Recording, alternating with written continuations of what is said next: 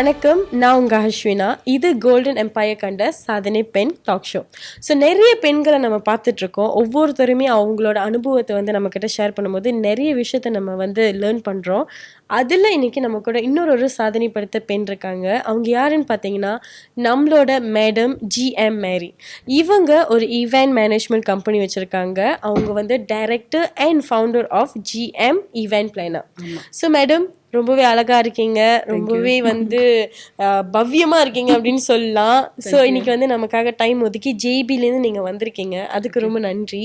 So உங்களோட GM மேரி event planar பற்றி தான் முழுக்க இந்த அவார்ட் ஃபங்க்ஷன் டாக் ஷோ இருக்க போகுது. ஸோ சொல்லுங்கள் மேடம், எப்படி ஆரம்பிச்சிச்சு இந்த ஒரு ஜேர்னி? எது உங்களை இன்ஸ்பயர் பண்ணிச்சு? இப்போ எது வரைக்கும் இது போய்கிட்டு இருக்கு? ஓகே, வணக்கம் மக்களுக்கும் வணக்கம். ஓகே, நான் வந்து சிங்கப்பூரில் வேலை செஞ்சுக்கிட்டு இருந்தேன். சிங்கப்பூரில் நான் வேலை செஞ்சுட்டு இருக்கும்போது என்னோடய வேலையை வந்து ரிட்ரேஷ்மெண்ட் பண்ணிட்டாங்க. அந்த ரிட்ரேஷ்மெண்ட் வந்து அது எனக்கு ஒரு பெரிய தோல்வி. அடுத்தது நான் வேலைக்கு போகக்கூடாது, ஏதாச்சும் ஒரு பிஸ்னஸ் பண்ணணும்னு சொல்லி என்னோடய தேடுதலில் வந்து ஒவ்வொன்றா ஆரம்பித்தேன். சாப்பாடு கடை வச்சேன், டைலரிங் வச்சேன். ஒவ்வொன்றும் நான் என் வாழ்க்கையை தேடும் போது எனக்கு எதுவுமே சரியாக அமையலை. ஸோ நான் டைலரிங் வந்து கொஞ்ச நாளாக போனேன். ஒரு 5-6 வருஷம் டைலரிங் போனேன். அதுக்கப்புறம் வந்து உட்காந்த இடத்துல என்னால் வேலை செய்ய முடியல. அடுத்தது என்ன செய்யலான்னு தேடும் போது தான் எனக்கு வந்து இந்த ஈவெண்ட் பிளானிங் கிடச்சிது. ஸோ எங்கள் அம்மாவும் என்ன சொன்னாங்கன்னா, அது இன்னும் நல்ல ஜாப்பாக இருக்குது, நீ அதுக்கு ட்ரை பண்ணுன்னு. அந்த ஜாப்புக்கு போகும்போது என் ஹஸ்பண்ட் வந்து எனக்கு ரொம்ப சப்போர்ட்டு. நான் வேலையை விட்டு நின்றுட்டு, உன்னால் என்ன செய்ய முடியும், உனக்கு என்ன தேவைன்றதை நீ தேடு, உனக்கு நம்ம கண்டிப்பாக உனக்கு வந்து பின்னால் நான் சப்போர்ட்டாக இருப்பேன் அப்படி சொல்லி ஒவ்வொரு காரியத்திலும் இறங்கும்போது இந்த ஈவெண்ட் டெக்கோ லைனுக்கு வந்தோம். அந்த டெக்கோ லைனுக்கு வரும்போது நம்மக்கிட்ட ஒரு பொருள் கிடையாது. எல்லாம் என்ன சொன்னாங்கன்னா, இது கஷ்டம், இதுக்கு வந்து மணவரையெல்லாம் பெருசாக வாங்கணும், ஸோ அதுக்கு வந்து டிபாசிட் நிறைய போடணும், இது உன்னால் முடியாதுன்னு. அப்போ எனக்கு சொன்ன அட்வைஸ் என்னன்னா, உன் ஹஸ்பண்ட் வந்து லோரி டிரைவர், அவர் எடுக்கிற சம்பளத்துக்கு உன்னால் ஈவெண்ட் பிளான் கண்டிப்பாக செய்யவே முடியாதுன்னு சொன்னாங்க. அந்த முடியாதுன்னு சொன்ன பட்சத்தில் அது முடியும்னு என்னால் நான் காட்ட முடிஞ்சிச்சு. ஸோ நான் ஒரு டெக்கோ ஆரம்பித்தேன், அடுத்த ஜாமான் வாங்க ஆரம்பித்தேன். ஒவ்வொன்றும் வாங்கி இன்றைக்கி நான் 12 வருஷத்தில் 5 மணவரை வச்சுருக்கேன், 2 கடை வச்சுருக்கேன், 4 ஒர்க்கர்ஸ் வச்சுருக்கேன். ஸோ அடுத்தது என்னென்னா, அப்படியே போய்கிட்டே இருக்கும்போது இன்றைக்கி பார்த்திங்கன்னா மக்கள் மத்தியில் இன்றைக்கி ஈவெண்ட் மேனேஜ்மெண்ட்றது எல்லாருமே செய்ய ஆரம்பிச்சிட்டாங்க. ஓகே, அடுத்த ஸ்டெப்பு என்ன செய்யலாம் அப்படின்னு போய்கிட்டு இருக்கும்போது தான், ஓகே நம்ம கடை மணிக்கு ஒரு பூக்கடை வைப்போம். இன்றைக்கி நான் எங்கேயாச்சும் உட்காந்து ஒரு காஃபி குடித்தா கூட என் ஸ்டாஃப் அங்கே 1 வெள்ளிக்கு பூ விற்றாலும் 2 வெள்ளிக்கு பூ விற்றாலும் என்னோடய அக்கௌண்ட்டில் அது பூருது. அது எனக்கு வந்து ஒரு பெரிய வெற்றியாக தெரிஞ்சுது. நான் எங்கே இருந்தாலும் நான் சம்பாதிக்கிறேன் அப்படின்னு ஒரு நோக்கத்தில் தான் அந்த பூக்கடையை நான் வச்சேன். இன்றைக்கி அந்த பூக்கடை ரொம்ப சக்ஸஸாக போய்கிட்டு இருக்கு.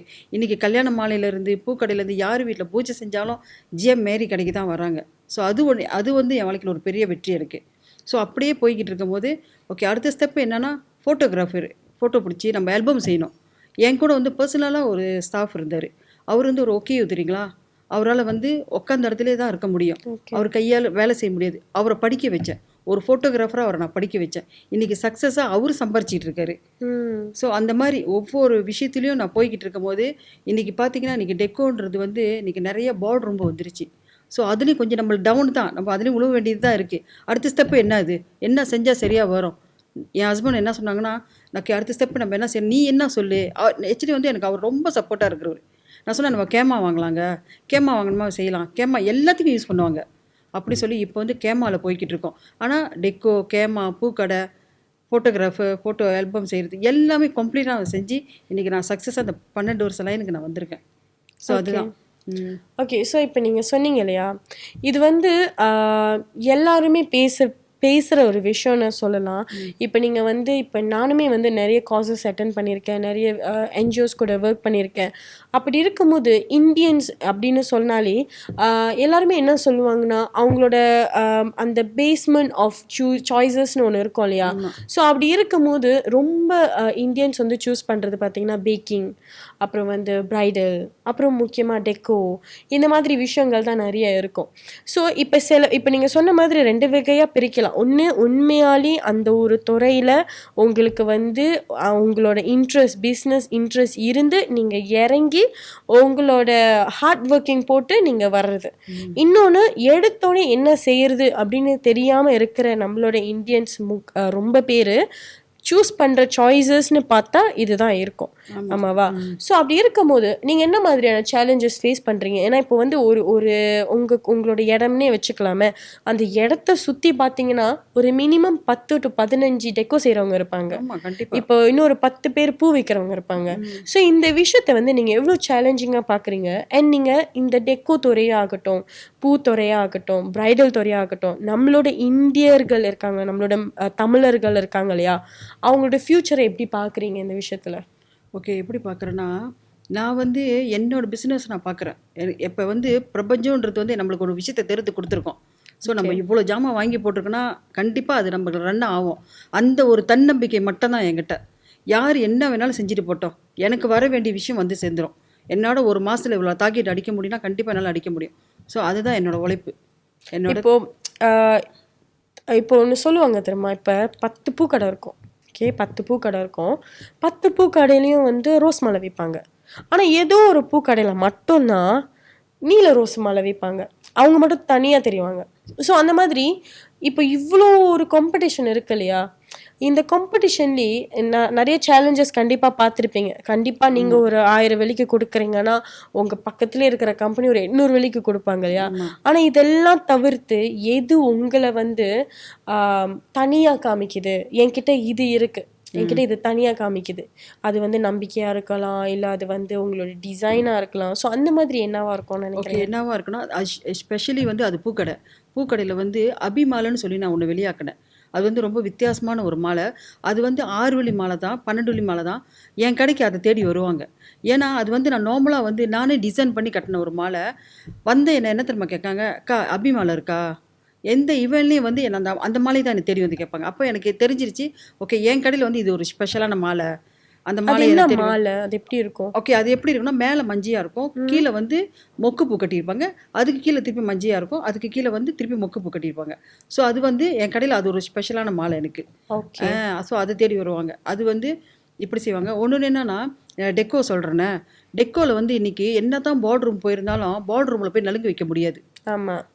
ஸோ இன்றைக்கி இந்த அந்த ஜொகூரில் எடுத்துட்டிங்கன்னா, அந்த பச்சை பந்தல், வாழை மரம், முகூர்த்த கால், இதெல்லாம் வந்து நான் ரொம்ப ஸ்பெஷலாக செய்கிறேன்.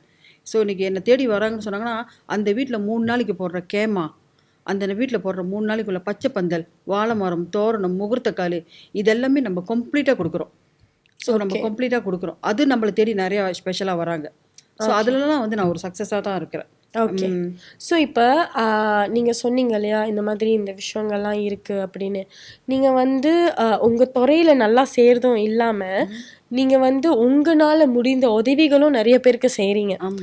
நீங்கள் வந்து அவங்களுக்கு சொல்லி கொடுக்குறதா ஆகட்டும், எப்படி வந்து இப்போ உங்களோட டெக்கோலே வச்சுப்போமே, நீங்கள் வேலைக்கு ஒரு ஆளை ரீக்ரூட் பண்ணும் போது அவங்களுக்கு வேலை மட்டும் கிடையாது, எப்படி பிஸ்னஸ் ஆரம்பிக்கணுன்ற விஷயங்களும் நீங்கள் நிறைய சொல்லி தரீங்க. நிறைய ஸ்கூல்ஸு, நிறைய என்ஜிஓஸ், நிறைய பிள்ளைங்களுக்கு வந்து நீங்கள் டொனேஷன்ஸ் கொடுக்குறீங்க, அதெல்லாமே சொல்லியிருந்தீங்க. ஸோ இப்போ இந்த சோஷியல் சர்வீஸ்னு நம்ம ஒன்று செய்கிறோம், நிறைய பேர் செய்கிறாங்க சோஷியல் சர்வீஸ்.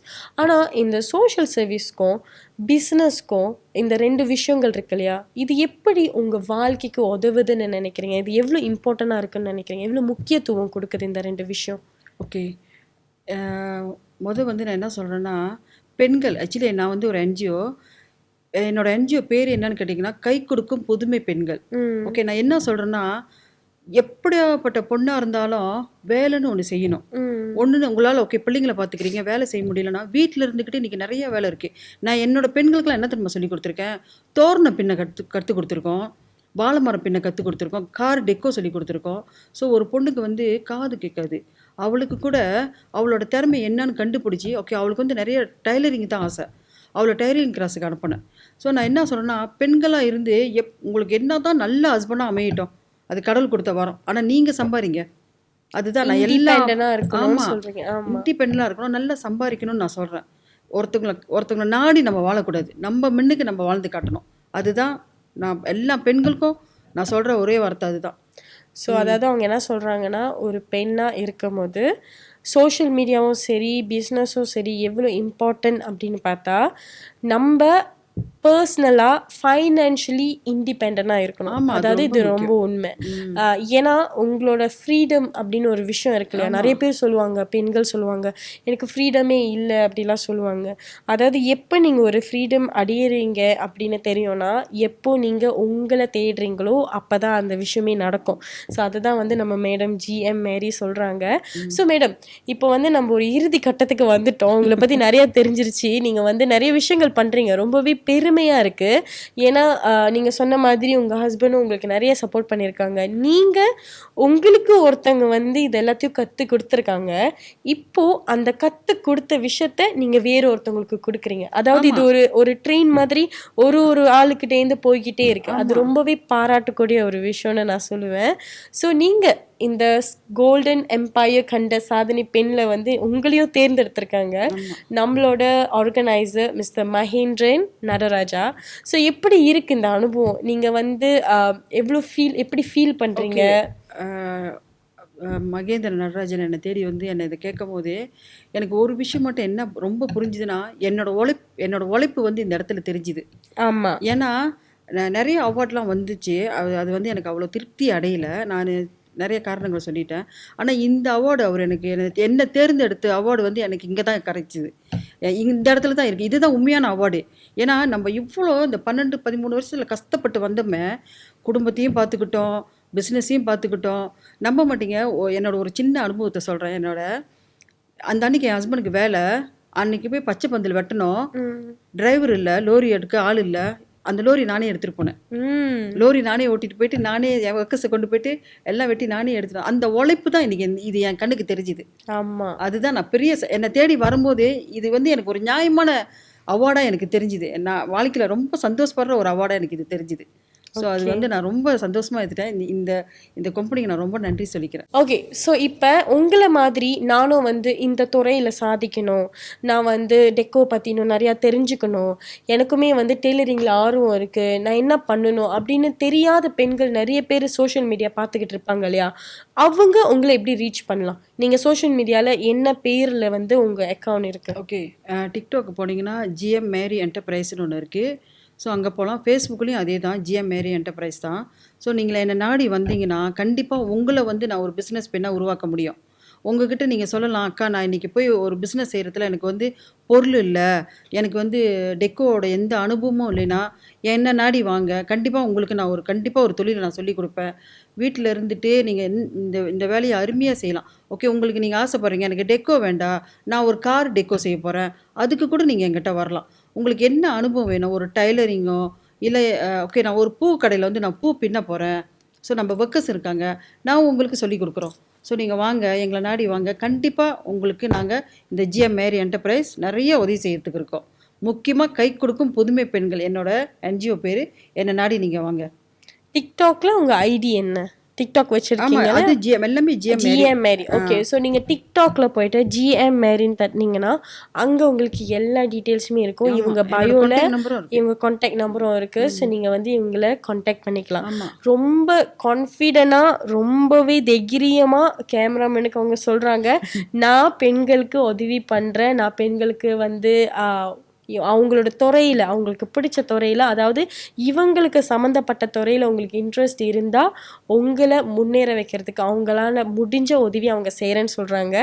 நீங்கள் அந்த மாதிரி ஜோஹரில் ஏதாச்சும் ஒரு உதவி இல்லை ஒரு கைட்னஸ் தேடிட்டு இருக்கீங்கன்னா கண்டிப்பாக டிக்டாக்ல போயிட்டு ஜிஎம் மேரி அப்படின்னு அவங்களோட அக்கௌண்ட்டை போய் பாருங்கள். அது மட்டும் கிடையாது, கோல்டன் எம்பையர் மீடியா இருக்காங்க இல்லையா, அவங்களையும் கண்டிப்பாக ஃபாலோ பண்ணிடுங்க. தேங்க்யூ.